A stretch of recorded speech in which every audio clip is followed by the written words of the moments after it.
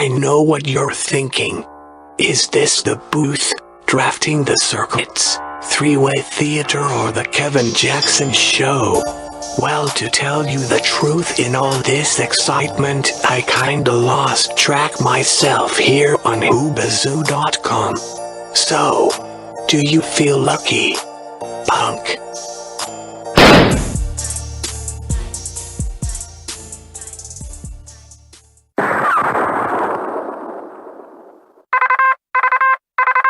Oscar Mike Radio. Come in, Oscar Mike Radio. Sinister 1, this is Oscar Mike. I have you, Lima Charlie, over. From the halls of Montezuma to the shores of Tripoli, we will fight our country's battles in the air, on land or sea. First to fight for right and freedom, and to keep our honor clean. We are proud to claim the title of United States Marines. Good evening, folks. My name is Travis, and this is Oscar Mike Radio. I'm remote. I am remote right now. This program airs on Thursday, but it's February 10th, and I'm in Lakeville. I'm not in the city of Champions called Brockton. I'm in Lakeville at a place I've never been before. It's called Red Seal AMA, owned by Shaun Schubert, and I'm here because of Michael Darrah. So join me as we talk about the gym, what Michael's doing, and let's have a good time. So I have two gentlemen on the couch here with me. One has a shirt on that says TeamDarrah. I'm going to find out about that, but I'd like to start off with first about Red Seal. I didn't know anything about it. Shaun, would you tell me what Red Seal is all about? Sure. Red Seal is a program that I started about 3 years ago, and it's designed all about integrating skills into folks that want to pick up the sport of boxing, kickboxing, wrestling, MMA, something like that.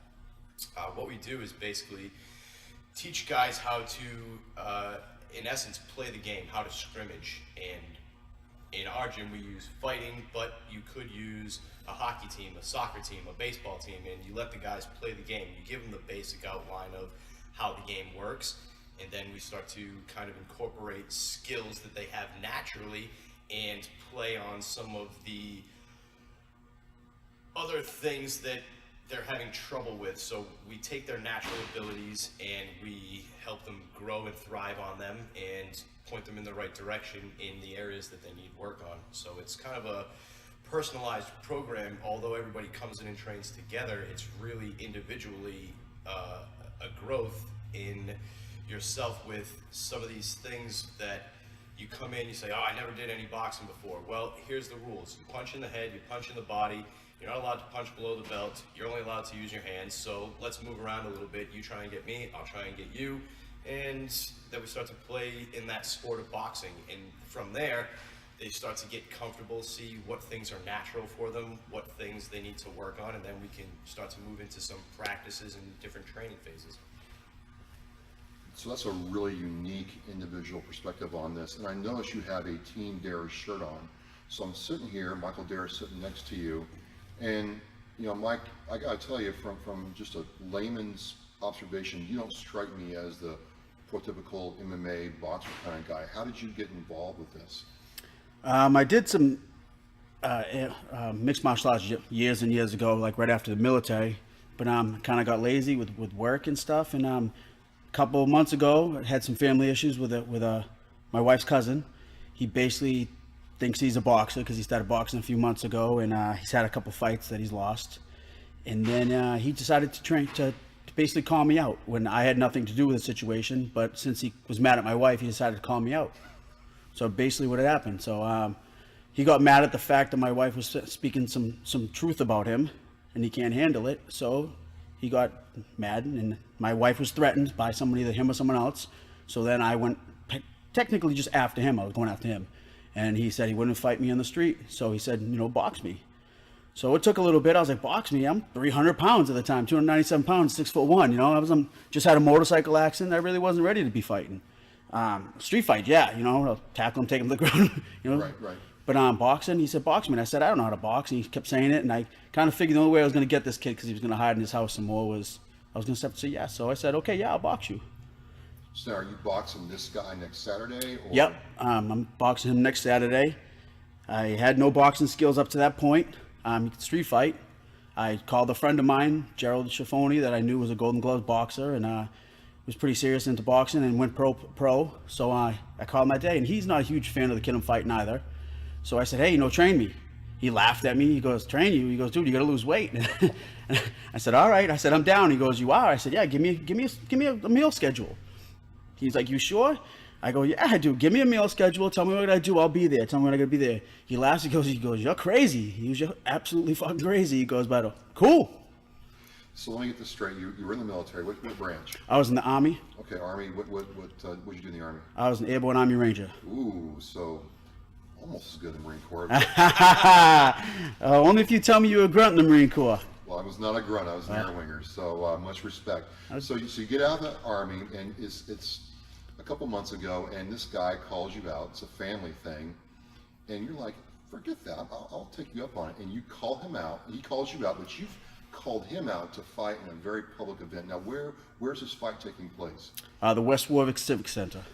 This Saturday, February 17th. 17th. So you're 300 pounds, which is you're in my range, absolutely, and you just want to do this. I mean, you didn't think about failure. It just sounds like you want to do this to prove that, hey, you call me out, I'll meet you anywhere and get this done. Ranger that. All right. So back to Shaun. He's an older athlete. What are the kind of challenges, or what do you have to take into consideration when you're working with someone like Mike, who isn't the typical kid doing this? Because this is a young man's sport. But I watched him. You train him in the ring, and I'm like, he's making me tired. I'm motivated, but I'm absolutely gassed watching him. How do you adjust for that kind of person, because you work with different people? The thing about Mike's situation is that it is very unique. The organization that is putting this boxing promotion together in itself is extremely unique.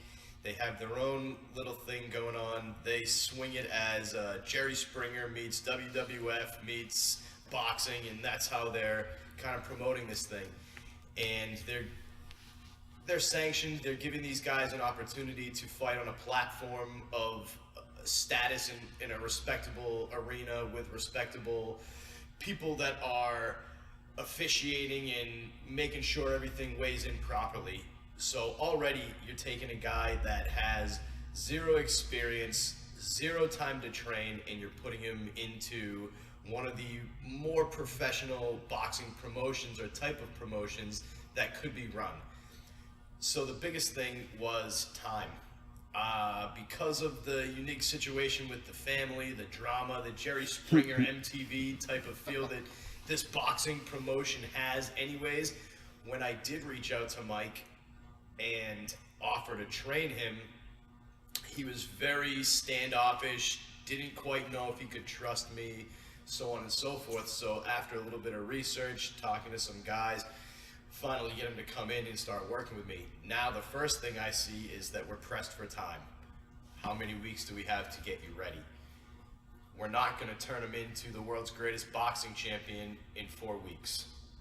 So we have to give him tactical skills, a strategy that sets him up to win. And we look at his opponent. Luckily, I've gotten to deal with his opponent before. One of my kids fought him a few months ago, absolutely demolished him. So Oh boy. it was already kind of something that we had in the works, bringing Mike in, and we knew exactly where we were going to take him, how we were going to train him. So that was kind of the easy part. And we've really just been spending these last few weeks on his stamina and getting his brain and his body to be on the same wavelength, and to get his brain making sure that we can just kind of put him on autopilot and just do the few things that we're getting accomplished in these boxing trainings. So you're trying to make this more natural, instead of overloading him with a lot of input to deal with. Just like you said in the beginning, work with his natural ability. Of course. course. So Mike, you had some hesitancy to work with Shaun. How did he win your trust?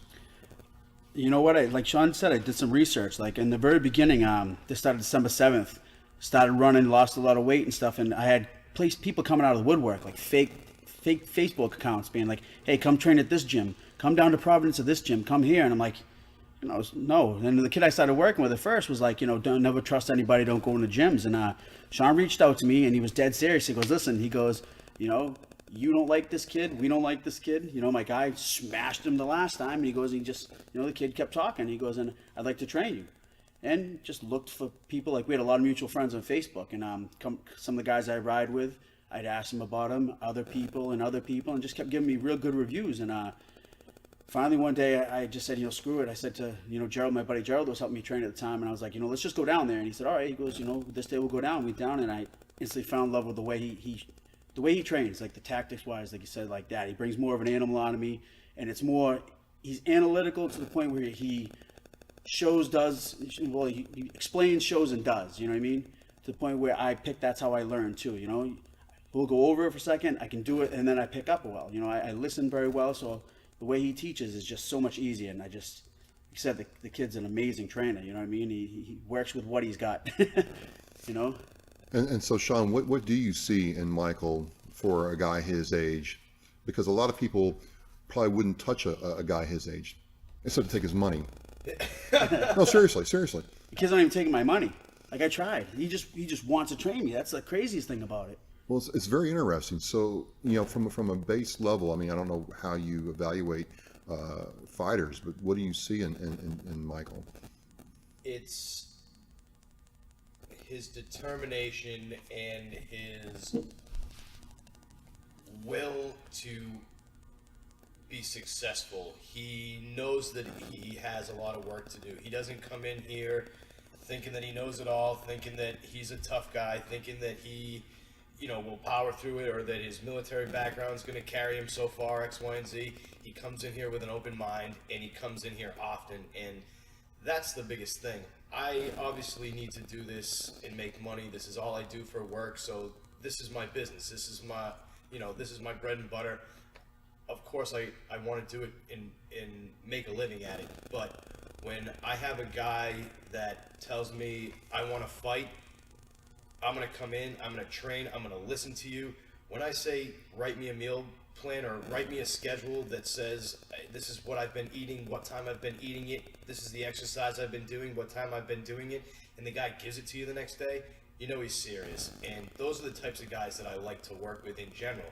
If you can't give me the time of day or take the work home with you and do some of this stuff on your own, A, you're never going to make it anyways, and B, you're wasting my time and your time. So it just doesn't make any sense to put extra effort into the guys that don't want to put it in for themselves. But a guy like Mike Darrah shows up and he says, hey, I'm willing to work. I'm going to do whatever you say. He doesn't question it. He just does it. And he's a soldier. He follows orders. That's the guy that you need in here. And in the fight game, there's tons of avenues you can take. You can take this into a fitness avenue and say, hey, I just like to work out, but lifting weights and running on the treadmill is not always the thing for me. So what else do you have for me? And hitting the bag and jumping rope and doing the circuit type of exercises that boxers and fighters do. Change up the weight room in that lackadaisical, mediocre workout that you're doing in the gym by yourself. Or you say, hey, listen, I really want to learn the skill of the sport, boxing, kickboxing, MMA, whatever the case may be, but I never really want to cross that threshold and go into the ring or step into the cage and have another person that wants to hurt me try and hurt me while I try and do bad things to them too. Then you have that small percent. You got the 1%ers that are going to take it the extra mile. They're going to cross the threshold as many times as possible. The first time I talked to this guy, he says, this is a one-time deal for me. He came in here and he's already talking about, well, after this, we're going to get some other training in and we're going to get this other fight going. Yeah, that was my next question. I mean, Mike, what is next after this? I mean, it seems like you've already got this dialed in mentally for what you want to do. Next is get better. Okay.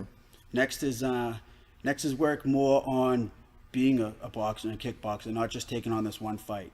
Right now is like Shaun was saying, is kind of just the basics, get me in there, train me for this person, get me to lose the weight. I mean, I'm down 60 pounds, since December 7th.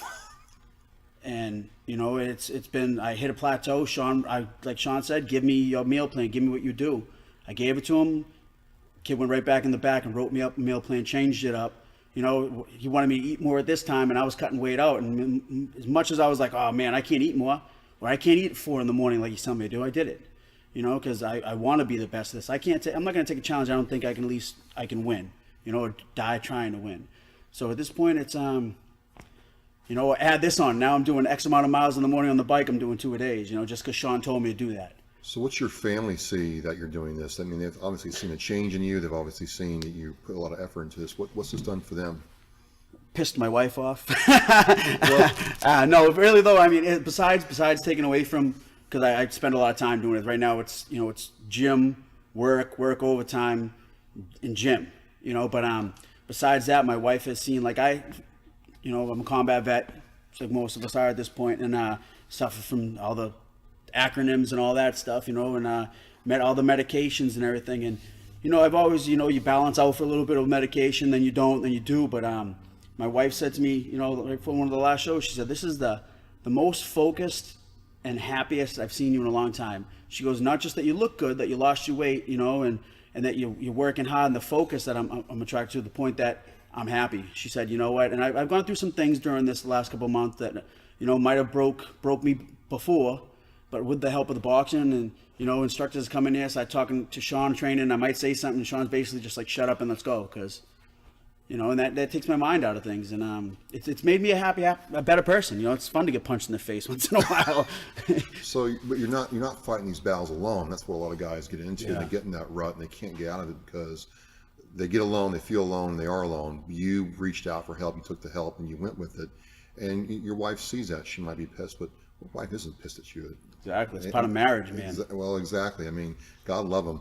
But I always tell my sons, don't get married, live in sin. My wife gets mad at that too. I don't know why. they want to sit. We can go down that rabbit hole another time. But yeah, I get that a lot. So it's funny. So you have TeamDarrah rolling with you this Saturday, right? You have a lot of people coming to watch this. Yeah, man. I got a lot of love, man. It's crazy. Like, I got a lot of people. I probably had, just alone, my tickets alone, I've sold well over 100 tickets of just me selling them, not including, the organization selling them for people for me, and people that have gone through other fighters, because there's a couple other Brockton people fighting, I've had, right off the rip, I had companies come to me and want to promote me. I mean, I'm not even an amateur fighter, and I got 5 companies promoting me, giving me money to buy shirts to promote me, and I got a guy that, wants to manage me. I got a manager.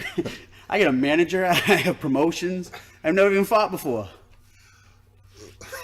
Talk about the love, man. And then I got people like Shaun, Shaun's very well respected in this area and everything. I mean, you can ask anybody as far as the fight scene goes. Shaun's very well respected. And his trainer, Shaun Graham, and it's like these people all just brought me in and let me train. Yeah, I'm looking at some of your awards and some of your certifications. I mean, you're not just some fly-by-night guy.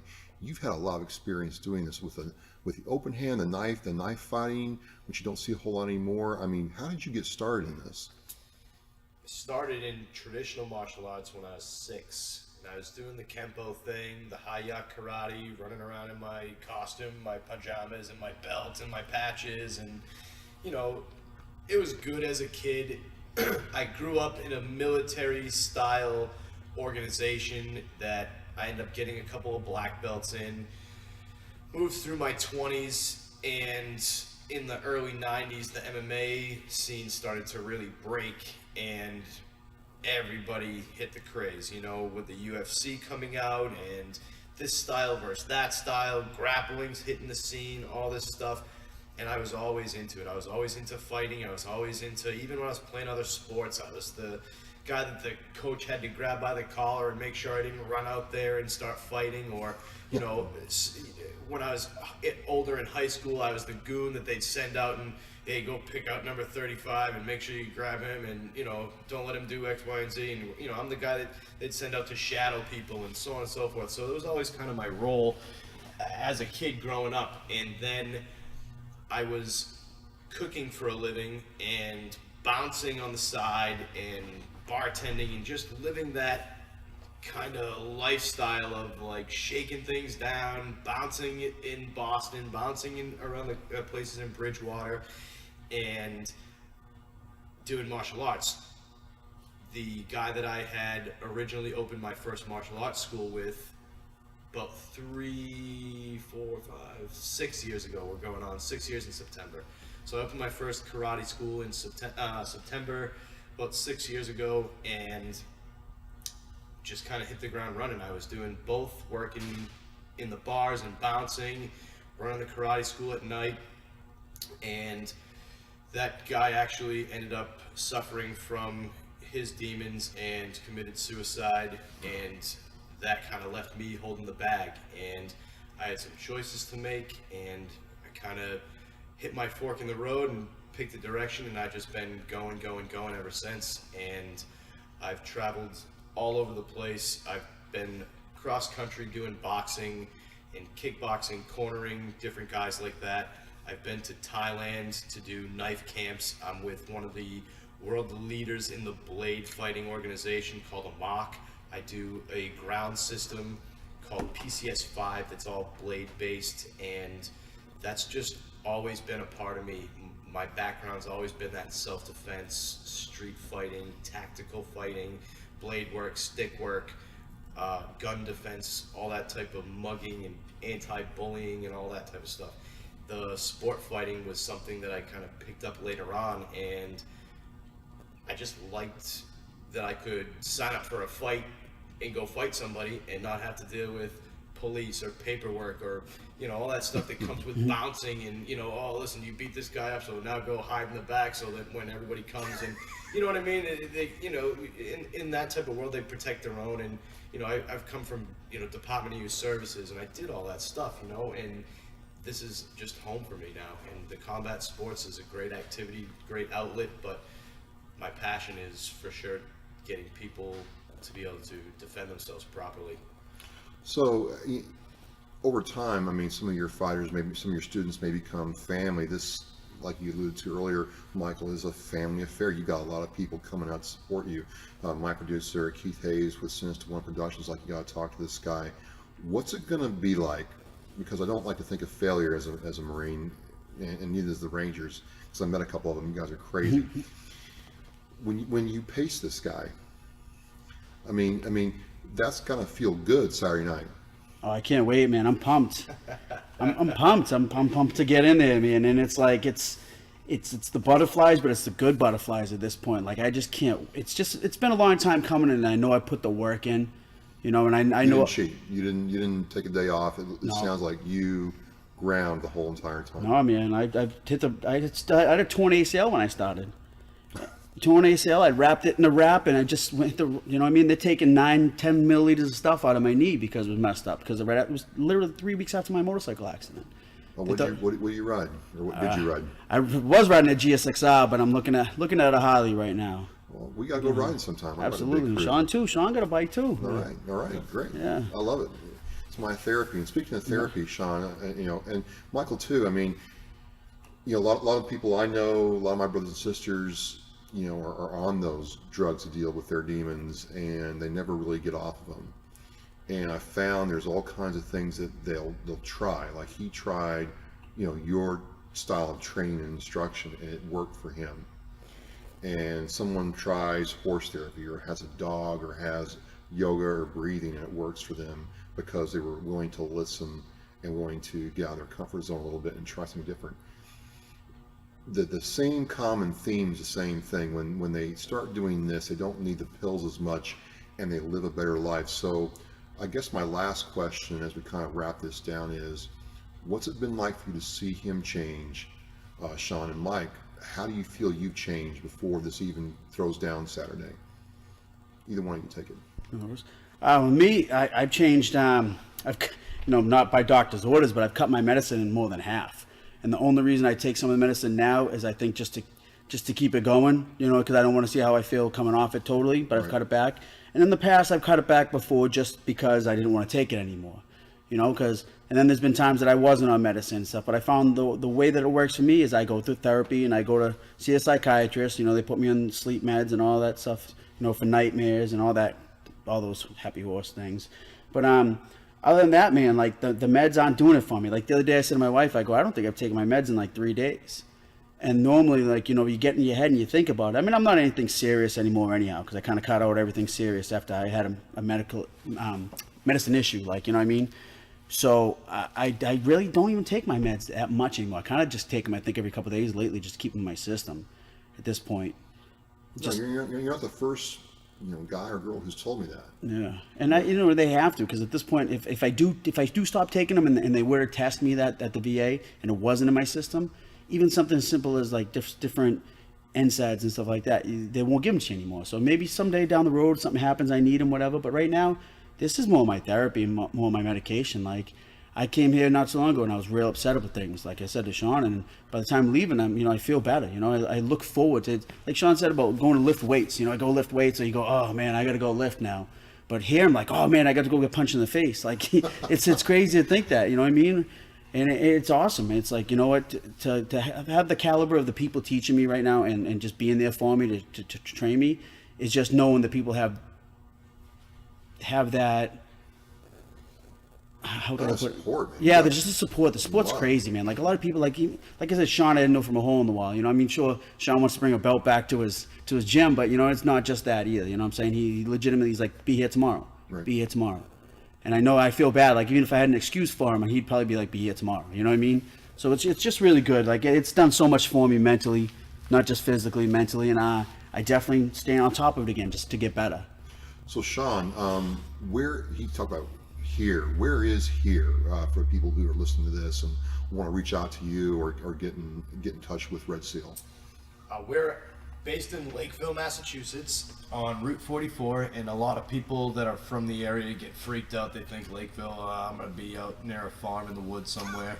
Oh, no. Actually, we're right off of 495, exit 6 on 495, and we're right off the Middleborough exit on Route 24. So we're probably a mile from both highways, maybe less, and we're right around the Middleborough Rotary, so we're right out in public, right out in the open. It's easy to find. We're across from Mucky's liquor store, next to the pet food supply. It's the big red building. Everybody in the area knows Route 44 and all that. The address is 155 Millennium Circle, and if they want to find me on social media, I got all that stuff intact. I'm on the Facebook and the Instagram and YouTube and all that Twitter and all that kind of stuff, We're all out there, and they can find us on the internet at www.redsealma.com.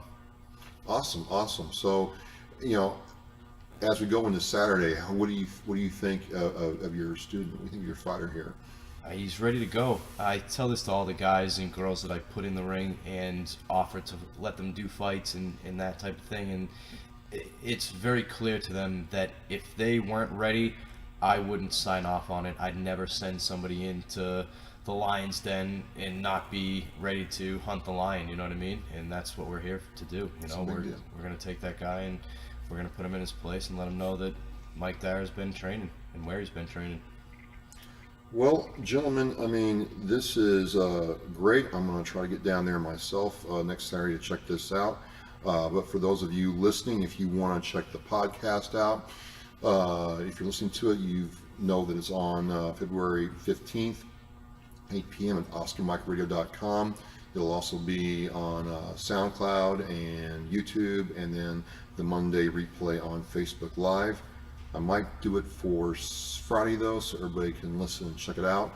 But that is it for episode 80, and I'm motivated. I'm like sitting there thinking, holy crap, I'm getting tired just watching these guys in the ring. But I'm like, I could probably do this. So it's just been a really cool to get to talk with you, Mike, and I hope we talk again. And Shaun, thank you very much for letting me come in here and talk to you both. Thank you, Travis. Travis, can I say one more thing? Yeah, absolutely. Probably just because the promoters are giving me. It's called Brawl for It All. At least put the name out there, Brawl for It All 5. It's promoted by Jared Tillinghast and Rich Capiello. Like I said, it's number 5. They've been doing pretty good so far. It's a third one, right? The third one down in Rhode Island. Yes. It's Brawl for It All. It's February 17th. That's right, Brawl for It All. So you'll see that. Thank you very much. Episode 80 is gone. We are out.